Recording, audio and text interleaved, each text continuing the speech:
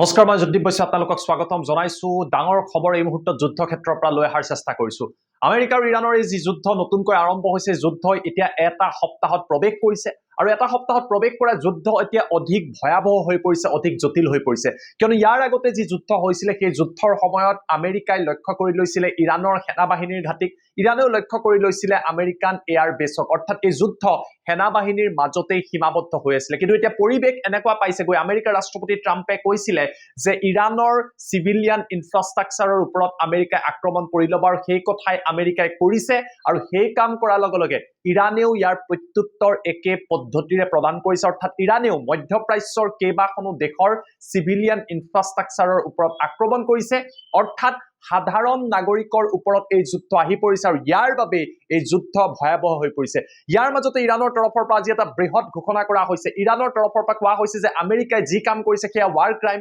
ইয়াক বিশ্বৰ কোনো সংস্থা সেয়া লাগিলে ৰাষ্ট্ৰসংঘ হওক সেয়া লাগিলে হিউমেন ৰাইটছৰ বিভিন্ন কমিছন হওক তেওঁলোকে কোনো ধৰণৰ মাত নামাতিলে আমেৰিকাৰ বিৰুদ্ধে তেওঁলোকে কোনো কথা নকলে যে এইদৰে সাধাৰণ নাগৰিকৰ ইনফ্ৰাষ্ট্ৰাকচাৰৰ ওপৰত যুদ্ধৰ নামত লক্ষ্য কৰি ল'ব নোৱাৰে গতিকে ইৰানে কি কৈছে আমাৰ হাতত আৰু এতিয়া কোনো উপায় নাই আমি ইয়াৰ প্ৰত্যুত্তৰ দিম ইৰানৰ তৰফৰ পৰা কোৱা হৈছে কোৰানত লিখি থোৱা হৈছিল যদি আপোনাৰ লগত এনেকুৱাই কোনো কাম কৰে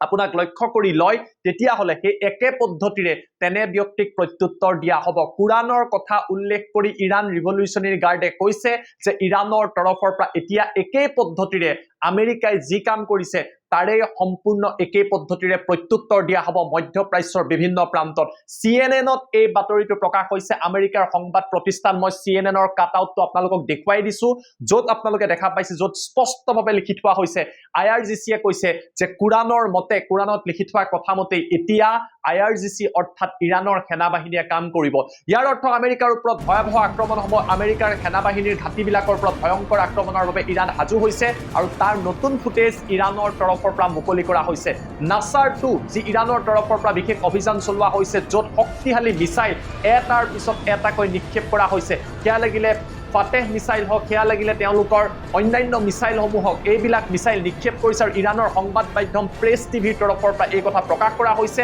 আৰু ভিডিঅ'ত দেখিবলৈ পোৱা গৈছে এটাৰ পাছত আনটাকৈ শক্তিশালী মিসাইল এটাৰ পিছত আনটাকৈ শক্তিশালী ড্ৰোন মধ্যপ্ৰাচ্যৰ আমেৰিকান সেনাৰ ঘাটিসমূহলৈ নিক্ষেপ কৰা হৈছে এই সমগ্ৰ ঘটনা চলি থকাৰ মাজতে আমেৰিকাৰ তৰফৰ পৰা ইৰানৰ দক্ষিণ প্ৰান্তত লক্ষ্য কৰি লোৱা হৈছে বহু দলং ধ্বংস কৰা হৈছে ৰেলৱে ট্ৰেক ধ্বংস কৰা হৈছে আৰু আটাইতকৈ ডাঙৰ কথাটো হৈছে যে আমেৰিকাৰ এয়াৰ ষ্ট্ৰাইকত ইৰানত থকা দক্ষিণ ইৰানত থকা ডিসেলিনেশন প্ল্যান্ট ধ্বংস কৰা হৈছে এই ডিসেলিনেশন প্ল্যান্ট বিলাক কি এই দেশবিলাকত লুনিয়া পানী পোৱা যায় সাগৰ আছে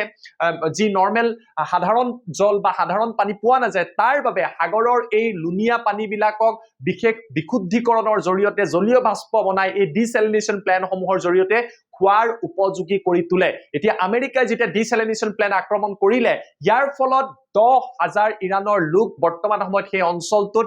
খোৱা পানীৰ অভাৱত থাকিবলগীয়া হৈছে ইয়াক ইৰানে ৱাৰ ক্ৰাইম আখ্যা দিছে ইয়াৰ পাছতে ইৰানে একে প্ৰত্যুত্তৰ দিছে কুৱেটত থকা যেহেতু আমেৰিকা কুৱেটে সহায় কৰি থকা ইৰানে অভিযোগ উত্থাপন কৰিছে আমেৰিকান সেনাৰ ঘাটি আছে গতিকে কুৱেটত থকা ডিসেলিনেশন প্ল্যানৰ ওপৰত ইৰানে আক্ৰমণ কৰিছে আৰু কুৱেটৰ তৰফৰ পৰা এই কথা প্ৰকাশ কৰা হৈছে কুৱেটত হাই এলাৰ্ট জাৰি কৰা হৈছে কুৱেটৰ কেইবাটাও প্ৰান্তত ইৰানৰ মিসাইলে আঘাত কৰা বুলি জানিব পৰা গৈছে আৰু ইয়াৰ পাছতে এটা প্ৰশ্ন উত্থাপিত হৈছে যে আমেৰিকাই যি যুদ্ধ আৰম্ভ কৰিছে ট্ৰাম্পে যি যুদ্ধ আৰম্ভ কৰিছে ইয়াৰ ফলত মধ্যপ্ৰাচ্যত ভয়াবহ পৰিৱেশৰ সৃষ্টি হ'বলৈ গৈ আছে এতিয়া ক্ৰমান্বয়ে কুৱেটত থকা কেৱল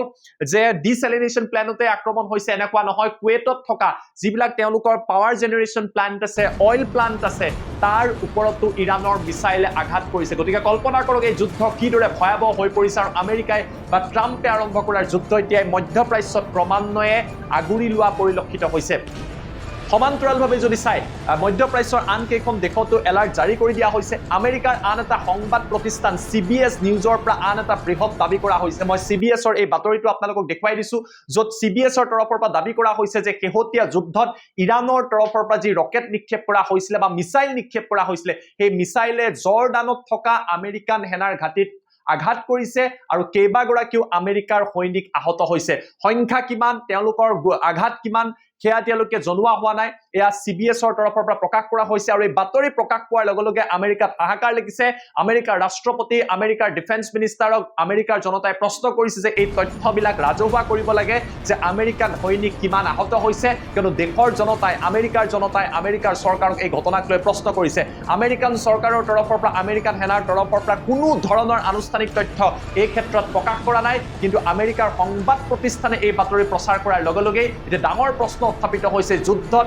আমেৰিকাৰ ব্যাপক ক্ষতি হৈছে নেকি কিয়নো মই আপোনালোকক দেখুৱাইছো যে ইৰানে শক্তিশালী মিছাইলবিলাক উলিয়াই আনিছে আৰু সমান শক্তিৰে আমেৰিকাক প্ৰত্যুত্তৰ দি থকা হৈছে কিয়নো আমেৰিকাই ইৰানৰ চিভিলিয়ান ইনফ্ৰাষ্ট্ৰাকচাৰক লক্ষ্য কৰি দিছে ইৰানৰ সাধাৰণ নাগৰিকৰ এতিয়া মৃত্যু হৈছে আৰু তাৰ বাবে ইৰানৰ জনতাই কৈছে যে আমেৰিকাকো সেই ভাষাৰে প্ৰত্যুত্তৰ দিব লাগে আমেৰিকান সেনাৰ ঘাটিক লক্ষ্য কৰি ল'ব লাগে প্ৰতিশোধ ল'ব লাগে আৰু তাৰ বাবেই এই যুদ্ধ এতিয়া জটিল হৈ পৰিছে সপ্তম নিশা ভয়ংকৰ পৰিৱেশ মধ্যপ্ৰাচ্যত হাই এলাৰ্ট আপোনালোকৰ যদি কোনোবা আত্মীয় বন্ধু মধ্যপ্ৰাচ্যত আছে তেওঁলোকে ক'ব পাৰিব সেয়া লাগিলে কুৱেইট হওক জৰ্ডান হওক বেহৰিন হওক UAE হওক চৌদি আৰব হওক সকলোতে একেই পৰিৱেশ বিৰাজ কৰিছে আৰু ইৰানে কৈছে যে আগন্তুক সময়ত আমি ফুল স্কেল ৱাৰৰ বিষয়ে গৈ আছো যিদৰে আমেৰিকাই কৈছে আমি সম্পূৰ্ণ এখন যুদ্ধ কৰিম ইয়াৰ অৰ্থ কি ইয়াৰ অৰ্থ হৈছে যে নতুন নতুন প্ৰান্তত লক্ষ্য কৰি লোৱা হ'ব নতুন প্ৰান্তলৈ মিছাইল নিক্ষেপ কৰা হ'ব আমেৰিকাই যদি ইৰানৰ ডিচেলিনেশ্যন প্লেণ্ট ৱাটাৰ প্লেণ্ট ইৰানৰ অইল প্লেণ্টক লক্ষ্য কৰি লয় ইৰানেও মধ্যপ্ৰাচ্যৰ আন দেশত একেই পদ্ধতি গ্ৰহণ কৰিব ইয়াৰ ফলত বিশ্বত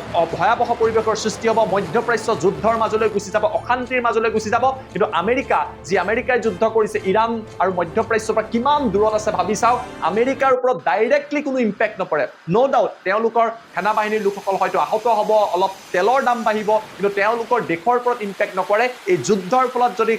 পোনপটীয়াকৈ কোনোবা প্ৰথম ক্ষতিগ্ৰস্ত হ'ব সেয়া হৈছে ইৰাণ আৰু মধ্যপ্ৰাচ্যত থকা আন দেশসমূহ বা গাল্ফ নেশ্যনসমূহ ইয়াৰ পাছত বিশ্বৰ অৰ্থনীতিত ইয়াৰ প্ৰভাৱ পৰিব ক্ৰুড অইলৰ দাম বৃদ্ধি পাব বিশ্বত শ্বেয়াৰ মাৰ্কেট ক্ৰেছ কৰিব অচলাৱস্থাৰ সৃষ্টি হ'ব গতিকে এনেকুৱা পৰিৱেশে এতিয়া সপ্তম নিশা সৃষ্টি হোৱা পৰিলক্ষিত হৈছে আৰু ডাঙৰ প্ৰশ্নটো সকলোৱে কৈছে ৰাষ্ট্ৰসংঘবিলাক যিটো সংগঠন যিটোৱে বিভিন্ন সময়ত দেশসমূহৰ মাজত মানৱ অধিকাৰৰ কথা কয় শান্তিৰ কথা কয় এই সংগঠনবিলাক যেতিয়া আমেৰিকাৰ নিচিনা দেশে লক্ষ্য কৰে ক'ত থাকে এই সংস্থাবিলাক ক'ত থাকে এই প্ৰশ্নটো এই মুহূৰ্তত বিশ্ববাসীয়ে কৰিছে গতিকে যুদ্ধৰ ফলত কাৰোবাৰ কি লাভ হৈছে পিছৰ কথা বিশ্বত ভয়াৱহ পৰিৱেশৰ সৃষ্টি হৈছে আৰু ট্ৰাম্পে যিমানে হেঁচা নিদিয়ক কিয় পৰিৱেশ পৰিস্থিতি বৰ্তমান সময়ত ভয়াৱহ হৈ পৰিছে ইৰাণৰ তৰফৰ পৰা ধাৰাবাহিকভাৱে প্ৰত্যুত্তৰ দি থকা হৈছে গতিকে আজি নিশাও আমেৰিকাৰ তৰফৰ পৰা হয়তো ইৰাণৰ বিভিন্ন প্ৰান্তক লক্ষ্য কৰি লোৱা হ'ব ইয়াৰ প্ৰত্যুত্তৰ ইৰাণেও যে প্ৰদান কৰিব সেয়া সুনিশ্চিত গতিকে পৰিৱেশ পৰিস্থিতি বৰ্তমান সময়ত জটিল হৈ পৰিছে এয়া আছিলে সপ্তম নিশাৰ আপডেট মই আপোনালোকৰ বাবে লৈ অহাৰ চেষ্টা কৰিলো গতিকে এয়া আছিলে নিশাৰ ভাগৰ খবৰ কিন্তু বৰ্তমান সময়তো পৰিস্থিতি পৰিৱেশ অতিকৈ জটিল হৈ পৰিছে বহুতে দাবী কৰিব বিচাৰিছে যিসকল যুদ্ধ বিশ্লেষক আছে তেওঁলোকে ক'ব বিচাৰিছে যে ইৰাণৰ লগত থকা যিবিলাক শক্তিশালী মিছাইল এতিয়ালৈকে ইৰাণে ব্যৱহাৰ কৰা নাছিলে কিন্তু নতুনকৈ যিহেতু ইৰাণৰ তৰফৰ পৰা কোৱা হৈছে যে তেওঁলোকৰ যেতিয়া চিভিলিয়ান ইনফ্ৰাষ্ট্ৰাকচাৰক লক্ষ্য কৰি লোৱা হ'ল ৱাটাৰ প্লেণ্টক লক্ষ্য কৰি লোৱা হ'ল আন্তঃৰাষ্ট্ৰীয় কোনো ধৰণৰ সংস্থাই মাত নামাতিলে এতিয়া ইৰাণে মিছাইল চিটিত থকা তেওঁলোকৰ শক্তিশালী মিছাইলবিলাক এটাকৈ উলিয়াই আনিব আৰু তাৰ পাছত মধ্যপ্ৰাচ্যত থকা যিবিলাক US বেছ আছে সেয়া লাগিলে কাটাৰত হওক বেহৰিনত হওক চৌদি আৰব হওক UAE হওক প্ৰতিখন দেশতেই গাল্ফৰ প্ৰতিখন